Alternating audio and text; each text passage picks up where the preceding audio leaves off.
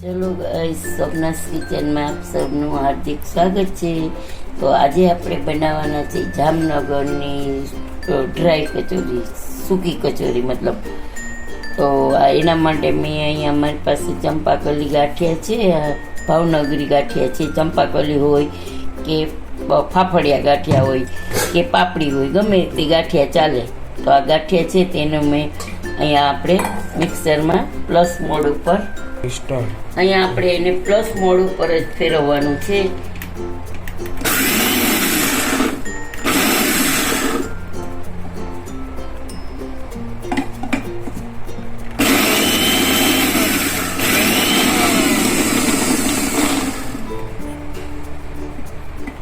તો જો આવી રીતે આપણે પાવડર થઈ ગયો છે સરસ। પ્લસ મોડ ઉપર એટલે ફેરવવાનું કે એકદમ લંદો ન થાય। તો આપણો પાવડર તૈયાર છે। હવે આપણે થોડાક તીખા ગાંઠિયા લીધા છે, એનો પણ આ જ રીતે આપણે પ્લસ મોડ ઉપર એનો આવી રીતે બારીક પાવડર કરી નાખીશું આપણે। જો ગાઈસ, આપણે છે ને તીખા ગાંઠિયાનો પણ આવી રીતે બારીક પાવડર કરી લીધો છે। તો આપણે એમાં ઉમેરી દઈશું।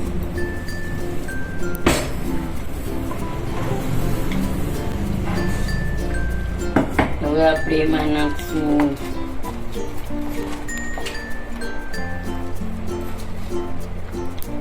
એક ચમચી ઉપર ખાંડ। નિમક તો આપણે નહીં જેવું નાખશું, કારણ કે બધામાં નિમક તો હતું જ, એટલે આપણે થોડુંક જ નિમક નાખીએ છીએ, જરાક અડધી ચમચી જેટલું।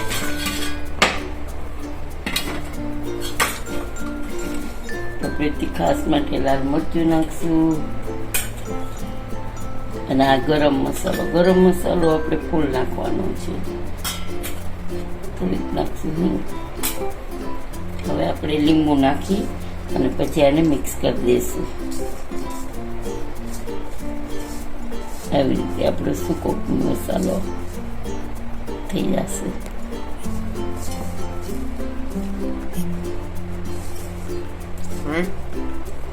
લીંબુ લઈ લો તો આપણે આમાં એક લીંબુનો રસ નાખી દઈશું આપણે।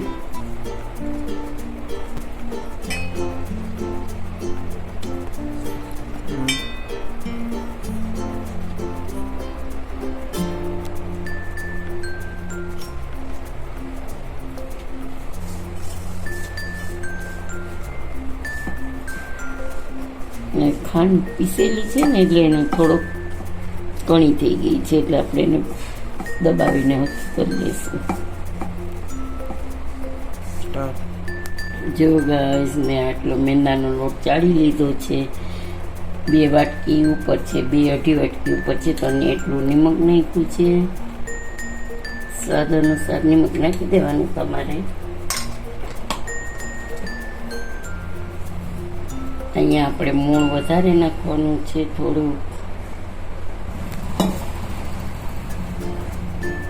તો આપણે મૂળ નાખી બધું એકદમ સરસ મિક્સ કરી દઈશું।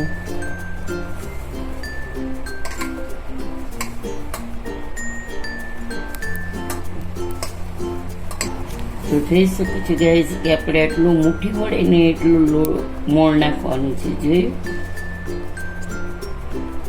બસ આટલું આપણે મોણ જોઈ છે।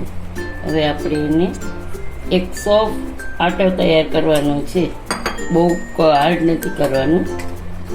આપણે જેવો રોટલીનો બાંધીએ ને એવો જ બાંધવાનો છે।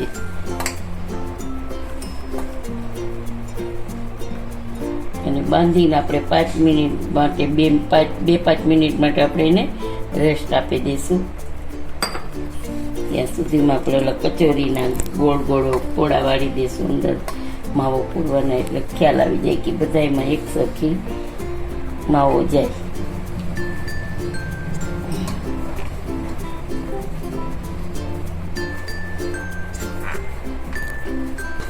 જો ગાઈસ, આપણે એકદમ લોટ સરસ બાંધી લીધો છે, અને જોઈ શકો છો કે કેટલો એ ઢીલો છે। રોટલીનો લોટ બાંધીને એટલો જ આપણે ઢીલો રાખવાનો છે। હવે આપણે એને 5 મિનિટ માટે રેસ્ટ દઈ દઈએ, અને ત્યાં સુધીમાં આપણે આ કચોરીના આપણે આવી રીતે ગોળ કરી અને રાખી દઈએ એટલે આપણને ખ્યાલ આવી જાય કે બધી કચોરીમાં એક સરખો જ માવો જાય. બરાબર, તો આવી રીતે આપણે રાખી દઈશું. જોઈ શકો છો ગાઈઝ, મેં આવી રીતે નાના નાના લુહાર કરી લીધા છે એક સરખા. તો તમે આવી રીતે એક સરખા કરી લેશો એટલે આપણને વાંધો નહીં આવે. હવે આ મેં લોહું કરી દબાવી અને વચ્ચેથી આમ પ્રેસ કરી અને ઉપરની તરફ આપણે લઈ લઈશું. બરાબર,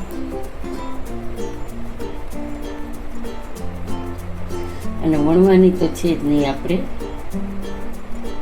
એટલે આવી રીતે કર્યું. હવે અહીંયા આપણે રાખી અને આવી રીતે આમ નીચેથી પ્રેસ કરશું અને ઉપરથી લઈ લેશું માવો બધો.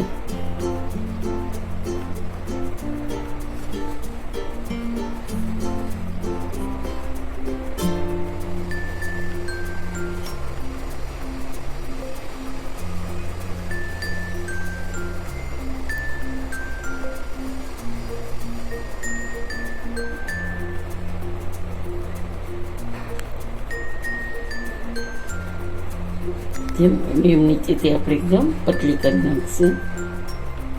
પછી આ ઉપરથી આટલું જે ભાગ વધે એને કાઢી આમ દબાવી અને ગોળ ગોળ આપણે શેપ આપી દઈશું. તો જોઈ શકો છો.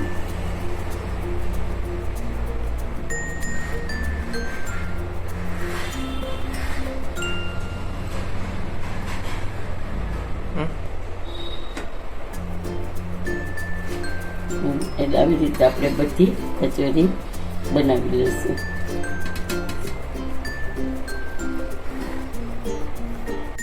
આપણું તેલ આવી ગયું છે તો આપણે કચોરી નાખી દઈશું. પહેલા ગેસની ફ્લેમ હાઈ રાખશું એટલે આપણી કચોરી કંઈ તૂટે નહીં, અને પછી આપણે સ્લો કરી દઈશું. પછી જરાક વાર પછી, અને તમે છે ને ચપટી કચોરી કરવી હોય ને તો ચપટી એ કરી શકાય. મેં આવી રીતે આમ દબાવી તો આવી રીતે ચપટી પણ તમે કરી શકો છો. જો ગાઈઝ, આજનો આપણો આ રેસીપી છે ડ્રાય કચોરીની, નાસ્તાની કચોરી છે. તો આપણી આ કચોરી તૈયાર છે. એમાં મેં આ એક એવી ચપટી કચોરી પણ બનાવી છે, તમને દબાવી દેવાની બતાવી છે વિડીયોમાં. તો આજનો વિડીયો તમને કેવો લાગ્યો તે જરૂરથી જણાવજો. સબસ્ક્રાઈબ કરજો, લાઈક કરજો અને શેર કરજો અને બેલ બટન પ્રેસ કરજો. અને જો મારો વિડીયો તમને પસંદ આવતો હોય તો તમે મને સબસ્ક્રાઈબ જરૂરથી કરજો અને કમેન્ટ જરૂરથી કરજો. જય શ્રી કૃષ્ણ.